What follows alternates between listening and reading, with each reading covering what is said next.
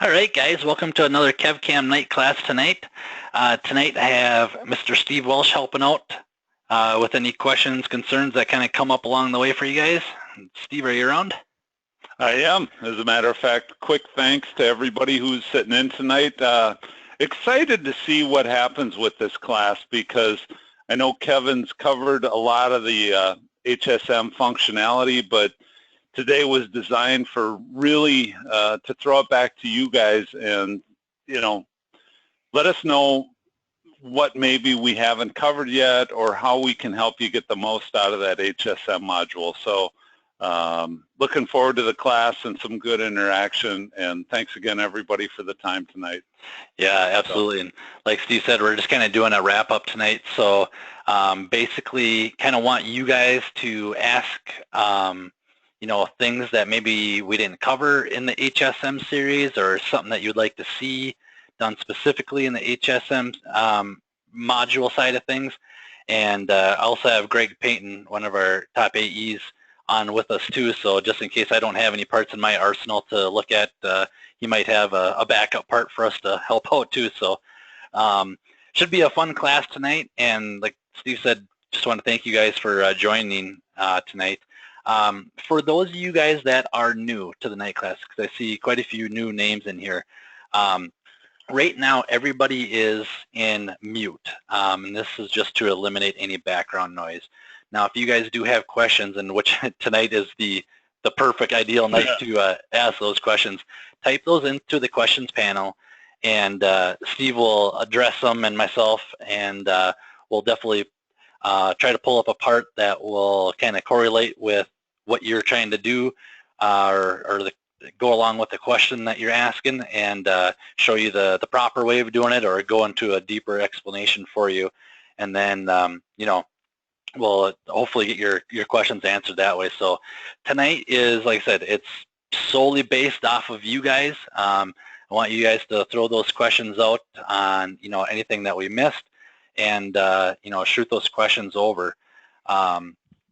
And for those of you guys that are new, let me just pull up my little screen grab here. These night classes are solely dedicated for you guys just as a learning purpose. So if you guys do have ideas, definitely submit your ideas over to me.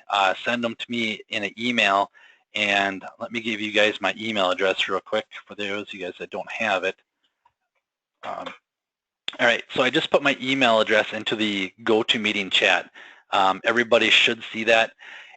Any questions, concerns, shoot those over to me. Submit your idea and we'll give you some SolidCAM swag and get you hooked up there. Now, another thing I want to cover here is every night class that we do for you guys is all recorded and uploaded onto YouTube.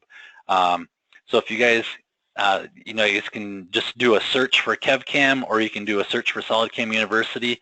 I will put the link for the channel in there. In here we have hundreds of videos on how to do everything inside SolidCAM, and we're adding more each week. Try to adding 3-4 videos each week for you guys. So if you guys are in here, come in here, check it out. If you guys are looking for something specific, now I just kind of found this out, is if you guys aren't subscribed, you don't get this little search icon right here, or maybe it's if you're not logged in. But if you guys are looking for something specific, just go ahead and type it in right here, and it will automatically populate the videos for you. So, and what I've also done is, since we've kind of gone through the last few weeks covering the HSM, what we'll do after tonight is create a playlist of just the HSM stuff only. So pretty cool stuff in here. But like I said, definitely click that link, subscribe so you guys can, get all the new movies that we add in here, and a lot of short, quick little videos. You see we have a 2-minute, 42-second one there, 11-minute one here, and then we have our, our night class one too. So huge database full of knowledge right here. And if there is something in here that you don't see, we'll definitely add that in here. And we actually just had a customer today, Jason. He was trying to doing some stock with updated the STL, came across a better way of going about it, and technically none of you guys would know how to do it unless you guys called us. So we're in the process of making that video for you guys. So any videos that need to be added in there, let us know right away, and we'll get those added in there for you guys. So it's a great point, Kev. Really, the way we look at these night classes and the videos is to try to make you as proficient and good with the software, so at the end of the day it can be more competitive and more profitable. So we want to help you in any way we can get the most out of your investment in SolidCAM. So absolutely. So I guess with that being said, we do have one question from Ronnie. Now, Ronnie, you might just have to help me just a little bit here. Ronnie said, can you isolate an area and go over ways to select what is available and cut is shown how different sections produce different outcomes? Ronnie, are you talking, when you do your boundary for internal or external? And while I'm just waiting for him to write back here, maybe I'll just pull up a HSM part.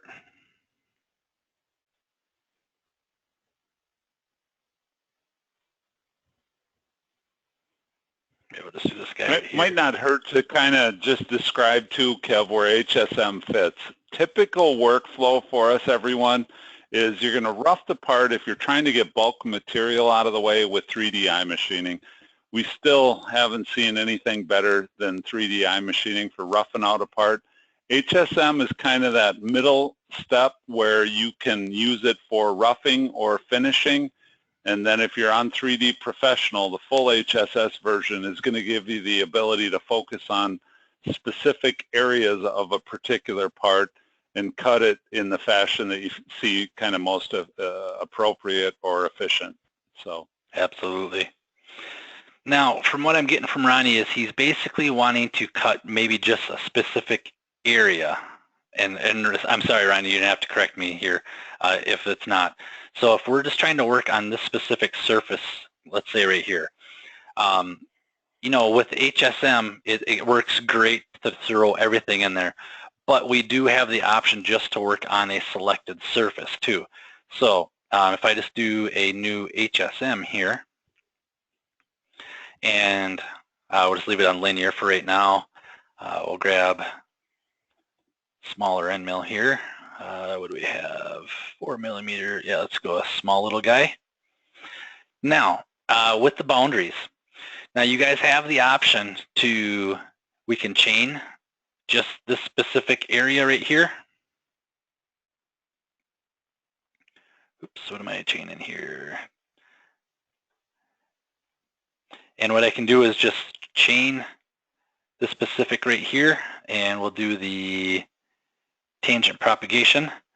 So that's one way of chaining off just a specific area. Now, another way what we can do is, let's just, what do we have for a step over? Let's do 1, and let's just do a save and calculate.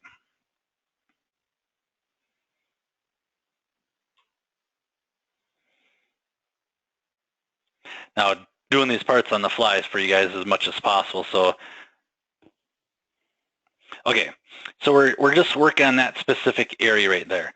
Now, we also have the options to do centered, which is keeping that tool, kind of showing what the picture is doing right here. The center of the tool is going to be going to the center of the edge of the boundary. Pretty close to the same thing as what tangent is. Now, if we do internal, it's going to keep that outside ball end mill. So we're using a 4 millimeter ball end mill here. That outside edge of that ball is never going to go outside of that boundary that we selected there. Now, the same thing with external, just the opposite, is that full 4 millimeter ball is going to go all the way to the outside of the part and extend it. Now, if we need to extend just a little bit farther past to cover up something or flow over it a little bit more, we can do a offset in there also. So now another way of grabbing that, instead of having to actually chain it, you guys have a couple options down here. what we can do is do selected faces. Let me just uncheck this right here and do new. And this is kind of how HSS works. I'm basically working on selected faces. So I can tell it I want to work on, so over here we get a couple more options that pull up for you guys. Over here we have our drive faces and our check faces. Now the drive is what do you want to cut. So I want to cut that surface right there. And now my check surfaces is the areas that I don't want it to touch. So I can go around here, click all these little boxes to kind of contain it to that area, or I can just click on all adjacent faces. And it's going to pick up all those adjacent faces to that specific face. So basically what I'm telling it to do now is come in here with that ball end mill and get this material out of here, but I don't want that ball end mill touching any of this purple area to go on across it. So does that kind of answer that question, Ronnie, that you were asking? Okay, thanks. Perfect. Excellent. Okay, guys, we're pushing on to you here. What other things can I show you guys in HSM between all the ones that we've talked about here? So we have hybrid, helical, horizontal, linear, radial. Is there anything in here that you guys want to see more in detail, or maybe I went over too fast that you guys want to kind of see a recap on? Kevin, maybe you covered it too good in the classes.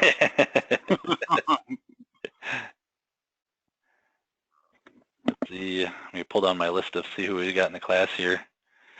George, you got to have something for me, right? Prismatic Machining. Sure, absolutely. Okay, so do you want to say, let's say no. Now I do have a good part for Prismatic, so let me close out of here. And Prismatic Machining is real cool. I really like that one. Get this part closed down here.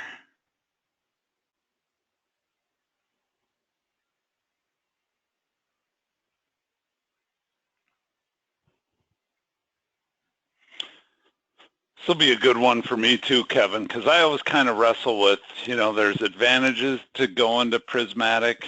There's advantages to, chaining parts, correct? Yeah. The nice thing when we go to Prismatic is you don't have to chain anything. Now I just got to remember where I saved all. Let's see. And let's see, rest.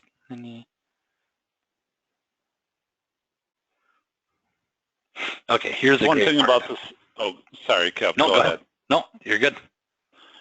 No, I was just going to say that's one of the things that I really enjoy about the software is we give customers options about approaching things that make the most sense to them. And maybe we talk a little bit about that, Kevin, about when you go to Prismatic or when you, go to a more strictly 2D type application. Yeah, absolutely. And for those guys that are might not know what Prismatic stands for, is Prismatic is basically your 2.5D parts. We're not doing any 3D surfacing. We're not doing anything crazy. We're basically using a 3D toolpath to machine a 2.5D part here. Yep. Now, typically what we would have to do on this part is do a bunch of pocket operations. We would have to chain all these areas right here and pocket all this out, creating a bunch of chains. Well, since we can use Prismatic Machining for 3D machining and HSM, we can basically machine out this whole entire part here in 2 operations minus the drill holes here. So right here is, I'm just going to open up this 3D machining one right here. Now, for those of you guys that are a little new with the 3D machining, we have 2 different options in 3D machining. You have 3D General, which is going to be more geared towards your 3D parts like the part we just previously had up on the screen. Now with 3D Prismatic, is going to be geared more towards the 2.5D parts, not any 3D surfaces and stuff like that. So what I did here is just did a simple 3D eye machine. All I had to do is just grab my tool and how fast do I want to go. So we're running level 8 balls to the walls here. We even got turbo set on. Cutting 6061 aluminum here so we can crank that baby up, and we have our tool path. So now what this has done is it's roughed everything out up to 15 thou on the wall and still leaving 15 thou on the floor. Now what we can do to clean up all that is, and like I said before, I mean there's more than a million ways to tackle this part here, but for the best way that I can think of for you guys would be using the HSM Prismatic, because now we're going to be able to finish off those walls, and we're going to be able to finish off that floor all in one operation. So we'll just go ahead and do our 3D HSM, and I'm going to switch this over to Prismatic as soon as I can find it here, right here. And we'll go ahead and grab a cutter. We'll use that number 1. And constraint boundaries. I can leave it as my manual, and it's basically going to cover everything within that area. And like I said, we can limit it by creating a box, or what I can do is if I create of my stock, it's going to do a automatic looking at my stock working away in. So we'll just try that one for right now. We can just do centered. And here is our passes. So with Prismatic, the nice thing is my walls, I can take maybe a smaller step down on my walls, but take a larger step over on my flat floors.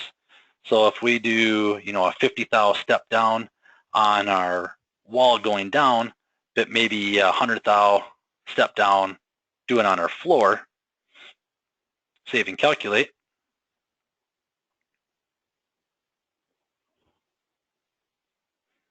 And like I kind of went through a bunch of stuff here, but basically all I really had to do is grab a tool, do my constraint boundaries, and change my step down and step over, and now I have finished path going all the way around my part here. So you'll see right here is my walls, I'm stepping down just like I told it to, and we're actually finishing the top surface too, because we did have a little bit of stock up there too. So we basically just roughed out this entire part and finished this entire part just in 2 operations, like I was saying. Now if we go and play this through here. Kevin, would it be fair to say it kind of is a balance between ease of programming and control? Yeah, you guys definitely have lots of control with the HSM. Now, even, I kind of ran across a couple tech calls where they were running HSS and HSM, but they didn't, that's what I kind of suggested to them. They were trying to use just a 3D contour. And, it kind of came across as, well, there's so many options in there. I'm a little overwhelmed with all the options in there. Well, like I've kind of mentioned in the past, there's tons of HSM options in there, and that's because we don't want you guys to be locked out of anything. We realize the automatic stuff is real nice in certain scenarios, but there is times that you want full control over everything in there. And with HSM, you guys have that full control over absolutely everything in that program. So here we're going to just kind of play this through real quick here. And like I said, we're kind of just finishing up that top surface there. Getting a nice pretty tool path. And then the nice thing too with this Prismatic is, what we could also do is use a 3D eye machining and rough it all the way out right to size, which is not ideal at all. You're not going to get a real nice finish. Well, with the Prismatic, you're basically getting a contour style or like a pocket style finish on all the stuff here. So you'll get, not only you'll get your part completely machined out, but you're going to get a real nice, visual looking pocket geometry also. Let's speed this up a little bit here. Kevin, just high level too, when would you suggest using HSM Prismatic versus traditional 2D style milling? I would use it as much as possible. And the only reason I say that is ease of program use. You're not going to see, well, you'll probably see an increase in, or I should say a decrease in cycle time if you guys are using HSM Prismatic, just because we're not having to break up into several different operations. And you're not getting a lot of that retract going up and down when you're switching between operations. So, a couple different scenarios there. And, honestly, before I started doing the HSM series, to be honest with you guys, I've never used the HSM Prismatic. Didn't really, know that it was there more than anything. And I just kind of look at as, HSM is more of a 3D toolpath. Well, I mean, obviously you guys can see right here, it's definitely proved me wrong. And, now going forward, doing some of these 2.5D parts, if you guys have a lot of pockets, I would definitely use that HSM Prismatic there. And, like I said, Steve was saying, to rough the thing out, I mean, 3D eye machining is, the way to go. But even if you guys want, you guys can rough out that entire part using HSR and get everything roughed out that way, and then just come back and do another tool path using your Prismatic. Kev, Tim had a question about this is going to work at different pocket depths as well? Yep. HSM picks up all the different depths and everything for you. So you could have multiple, I mean, let's go to the extreme. You guys have a block with 100 different pockets, but each one of those pockets are all at different levels. Prismatic is automatically going to pick that up for you guys. Now, I mean, if we go back to the 2.5D side of things, you guys can do that too, but I mean, we're still having to chain everything, but I'll actually show you just an example once this is done playing here of what you actually have to do to accommodate those multiple different levels. So if I just open up I should probably use my ribbon up here, been so used to doing it the other way. If we go to pocket up here, you'll see our levels right here. We have the option to do variable levels. Well, this works very good, but what ends up happening is I have to come in here and each one of my chains, I have to tell it, I have to click on the surface that level's populating for, where the HSM Prismatic is automatically adapting to the different levels for you guys. So it's not just not meant for cutting all at one level.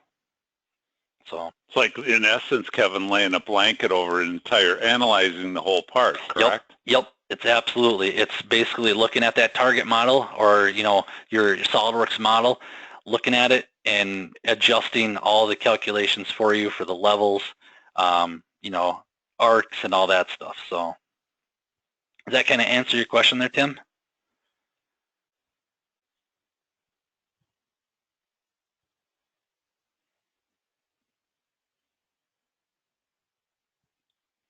Perfect.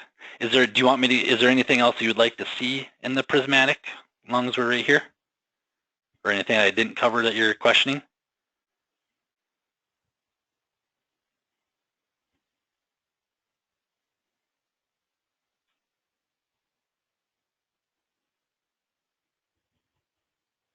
Perfect. Love it. Excellent, guys. All right. So that kind of shows the Prismatic side of things. Anybody else out there that wants to see something, something that you'd like to see in the HSM or a part that we can kind of pull up and go through for you guys? One thing I did kind of notice too is let me get out of the pocket here.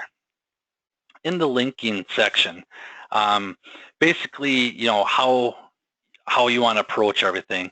I did cover this in the first one, and there is a lot here. And each one of these operations that you guys pick, there might be more tabs or less tabs in here. So in your linking section is basically how do you want to approach that part. You know, your passes is your tool path that's going on there, and your link is your lead in, lead off. Which direction do you want to go? We can go bi-directional. We have the option to go milling up, down, conventional milling, bi-directional. Now, right up here, you'll kind of see there's a light box right here. I don't know if you guys can see that very well. That's kind of containing to just the constant step over on the flat floor. Now, the constant Z passes is more for your vertical wall. So if you guys wanted to, you guys can set it up to do bi-directional on a floor finish and do a, you know, just a conventional climb milling on the more vertical wall, so you get a little bit nicer finish that way too. Now, under the strategy, you have stay on surface within. So basically, when we're kind of bouncing around something, it's going to stay on the surface within, you know, 600 and, you know, 38 thou. Now, a lot of these numbers in here, I don't touch very often, just because with the default values are very good.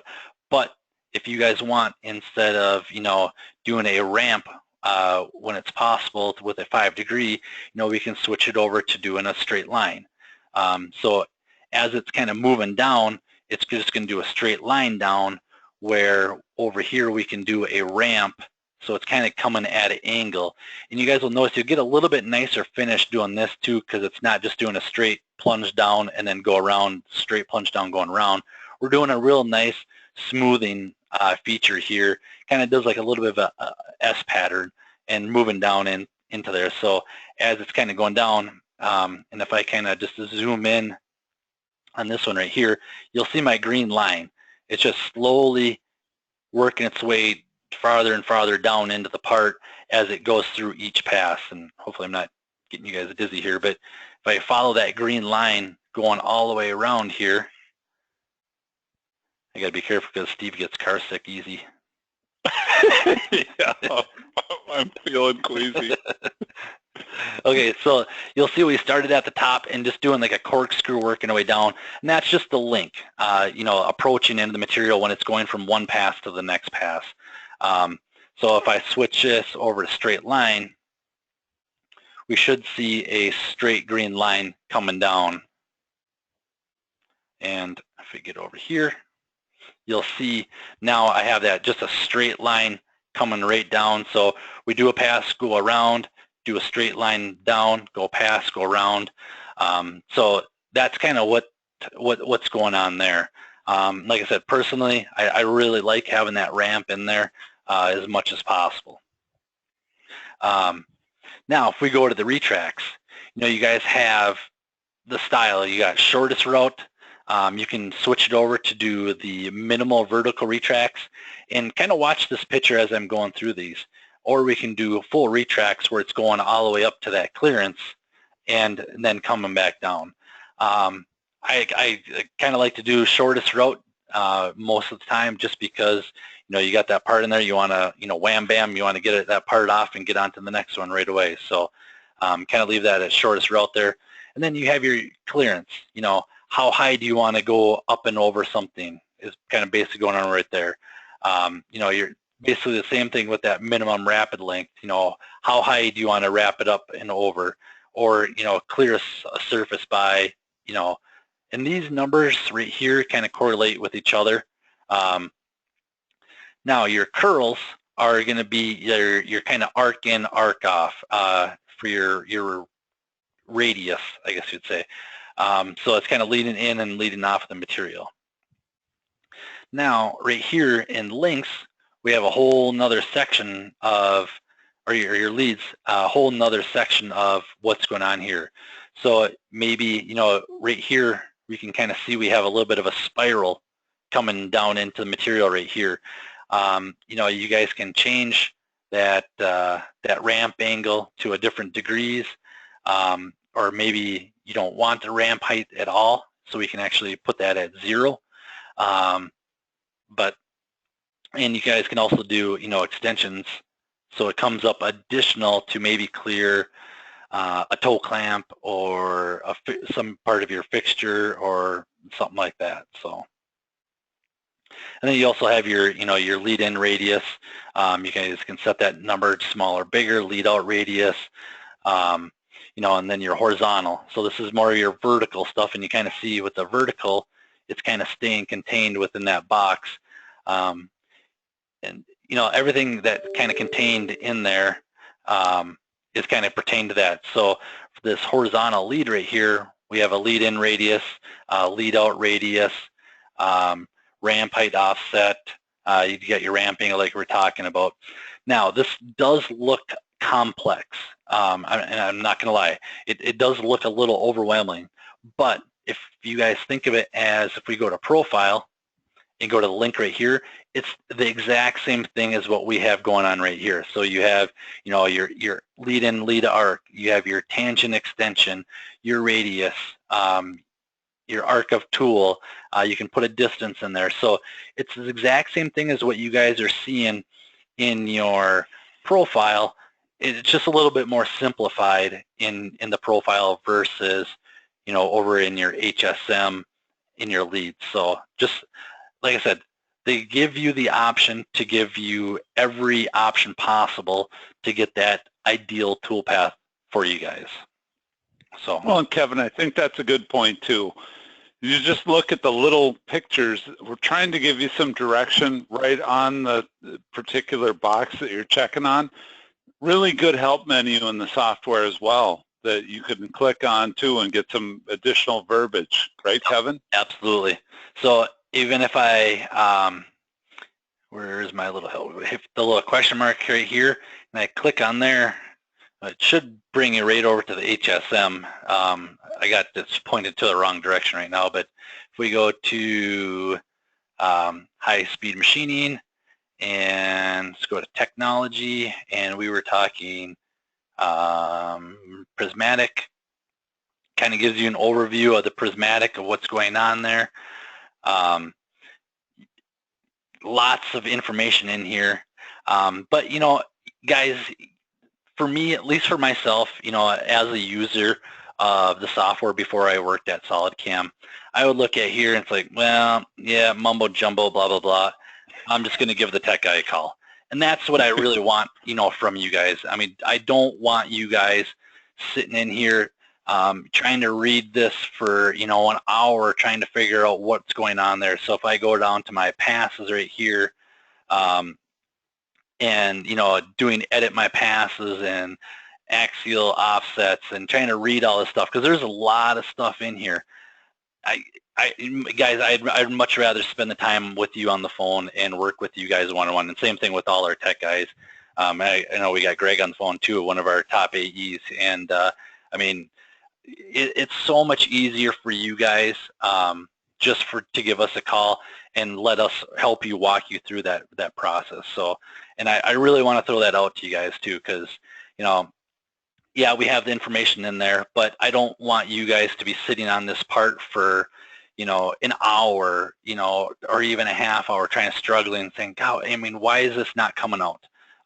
That's where I want you guys to grab the phone and just give us a call. And, if we all are tied up, definitely leave us a voicemail and someone will call you back, usually within 20 minutes or less. So, Greg, would you, I guess, agree on that one? Oh, absolutely. Yeah, we're definitely here for you guys. Yeah. So, and we're just not computer nerds here. We actually all worked at a machine shop, so and we know the feeling that you guys are going through. But any other questions, guys? Yeah. Could be a short class, Kevin. Yeah.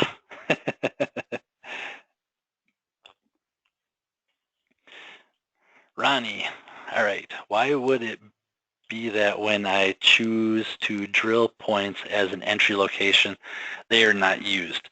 So if we go to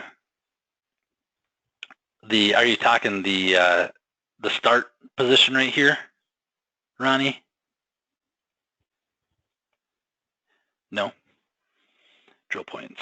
We're fill me in just a little bit more when you're talking drill points.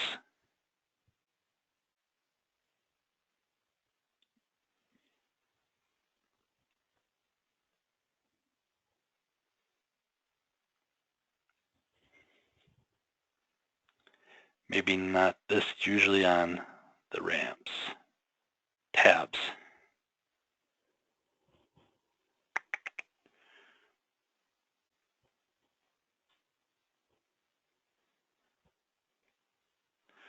Well, let's grab a new HSM one here and see if we can find that for Ronnie. So maybe on our constant Z, and we can just grab that cutter, and let's just contain it to, oops.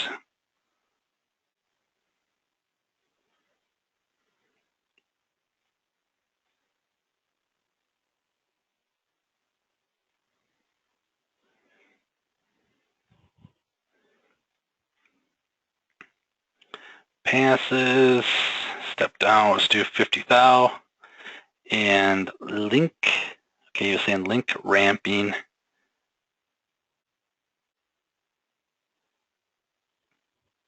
Are you talking the approach points, Ronnie? Okay, so let me just save this real quick. And what I'm going to do is, so Ronnie is, what he's saying is, if we do a sketch, and let's say we wanted to start on a specific area. So right here is my specific area that I want it to start. So what I can do is come in here, use approach points, do new, grab that point, and now what it's going to do is it should start right here and then work its way over. And that's kind of what we got going on here, is it's starting right in that center, or that point that we told it, and then it's coming in and arcing onto the material, going around, work its way out, arc off, and then come right to that center point. Now, sometimes the approach points will not pick up if it's kind of off in la-la land. And what I mean by that is it still might do it, but if I come over here, and if I can keep that highlight, okay, perfect.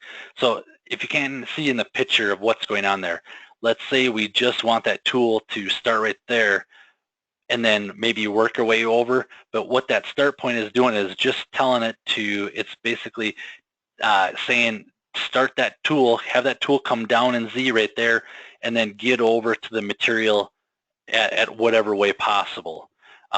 It's not going to, start right there and just start working on its geometry on the way out. It's just kind of a start position.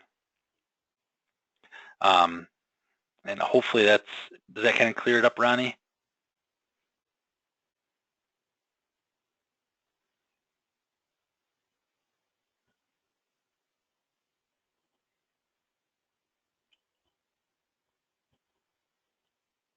Did I answer the question, or are you just saying, okay, thanks? Not really. Okay. Let's see. How can I do this a little bit better here? Let's go to leads, and then I'm just trying to think, because that you can kind of see that my actual position, my start position there. Now, if we did, let's try doing ramp height. Let's just put that at 0.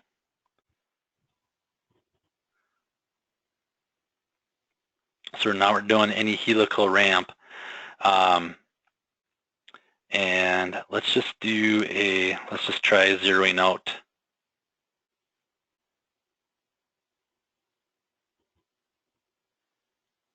Yeah, it's not giving me any toolpath now.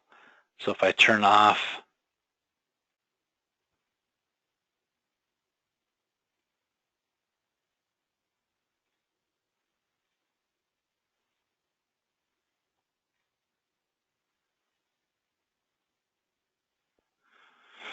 Okay, so it's not allowing me since I don't have any, and is this kind of what you're talking about, Ronnie, if you come in and use your approach and it won't calculate the toolpath?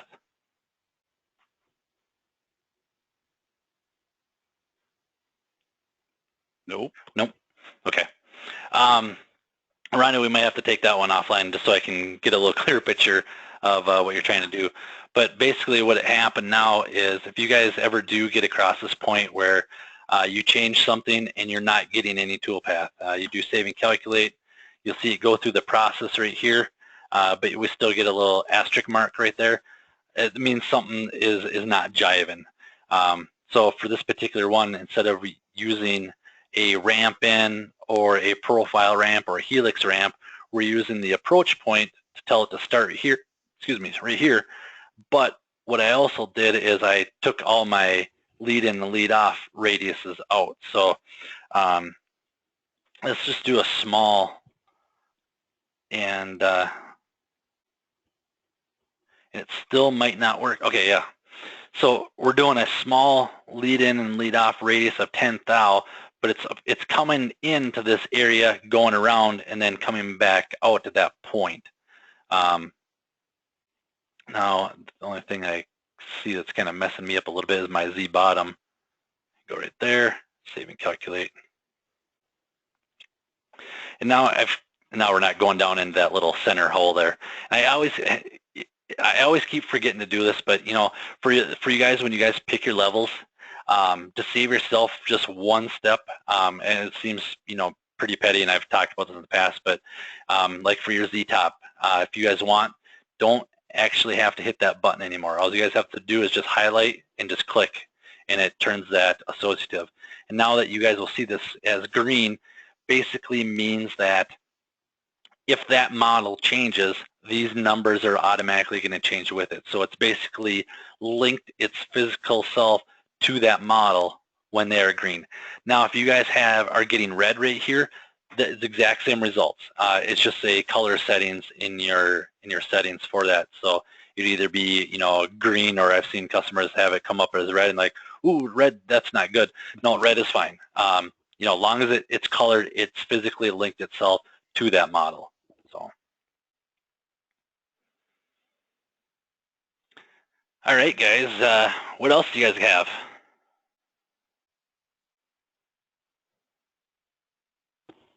Quiet group, Kevin.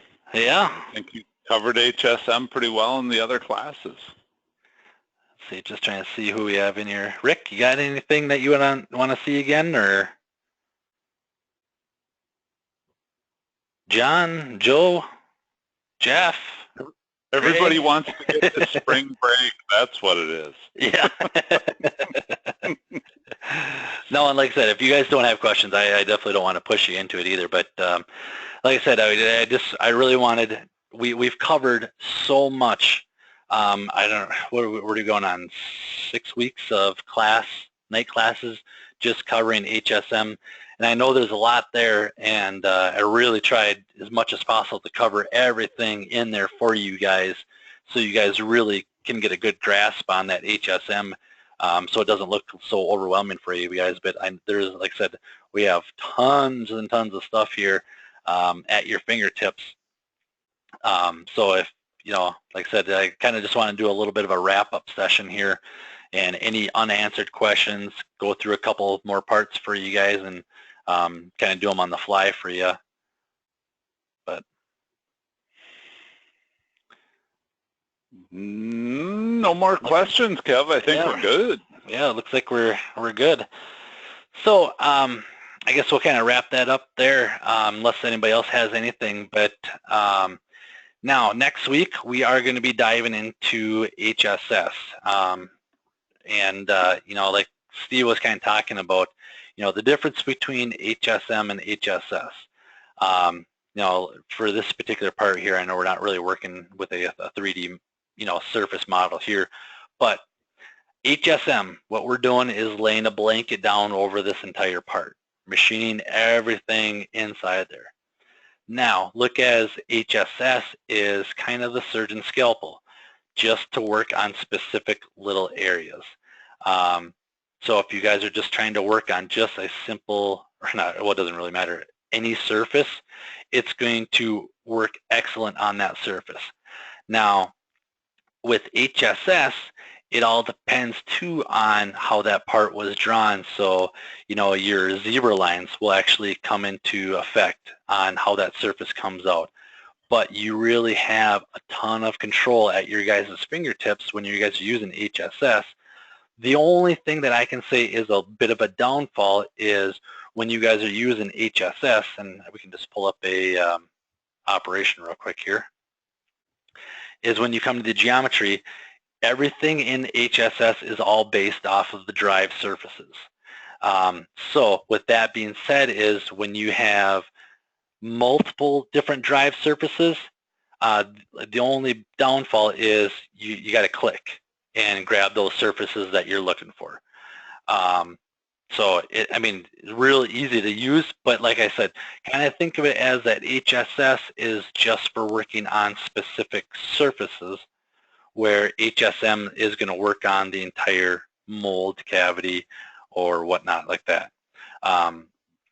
So, and it works real good too for, if you guys come in there, with a mold and you guys get everything, you use 3D eye machining, and then you guys come back and do maybe a HSM combined constant Z with 3D constant step over a corner offset. It's going to get everything machined out real nice, but then you got that little itty bitty radius that you need cleaned up. And we did talk about using HSM rest machining to come back and grab those little areas too, but you're going to get a much cleaner, nicer tool path if you guys come back and approach that with HSS. And lots of options here. We have our parallel cuts, linear, constant, Z, hatch. One of my favorite ones in here is morph between boundary curves and parallel to curve. Really good for working on those radius, or those surfaces and whatnot. So, but that's what's coming forward, and what we'll kind of do is kind of the same thing as what we did with HSM. We'll kind of take these just at a couple at a time, just because if I was to go through everything in here, we'd have a 6-hour-long class. So I want to give you guys a little bit of break there and not really put you guys to sleep on a Wednesday night here, but kind of go through these just at a couple chunks at a time. So, and if you guys are not sure, I know they send out an email on this stuff, but to get to register for these classes, if you guys go to our website and under webinars, click on the KevCAM Night School, and here are all the classes that are coming up. So you'll see right here, you got the HSM wrap-up, and we'll start with HSS. I don't have the full description in there. Let's see, it says parallel cuts linear and parallel cuts linear. We might have a little bit, so next week we're going to be covering linear, constant, Z, and hatch is next week. So we might just have to change up our verbiage there a little bit, and then after that we'll do parallel to curve and parallel to surface, and we might try to squeeze in perpendicular to curve, and then morph between boundary curves, morph between adjacent surfaces will be another week, and then projection. I'm going to try to get this all wrapped up in one night class here with all these projections. So, but if you guys have parts that you guys would like to see toolpath on, send those over to me, as long as you're okay with the whole world seeing your part, because like I said, it will be on the YouTube channel. And if you guys are okay with that, send them over to me and we'll work on your part using HSS and get that part machined out for you. Or we'll just kind of come up with parts on our own too. So, Steve, anything else you want to add? Nope, I think that covers it, Kevin. I'll echo once again, thanks for the time, everyone. I appreciate you sitting in and hope you found it valuable. Absolutely, guys, and thanks again for attending the night class tonight. And send those ideas over to me. And like I said, these are solely dedicated for you guys. So I want you guys, if there's something that I'm not showing or if I'm covering too fast, please I'll take the criticism. Like I said, I want to get you guys more comfortable with the software and get more proficient with the software as much as possible. So definitely send those suggestions over. So Cool. All right, guys, have a wonderful night, and we will talk to you guys next Wednesday. All right, Thanks, Kev. Bye. Yep.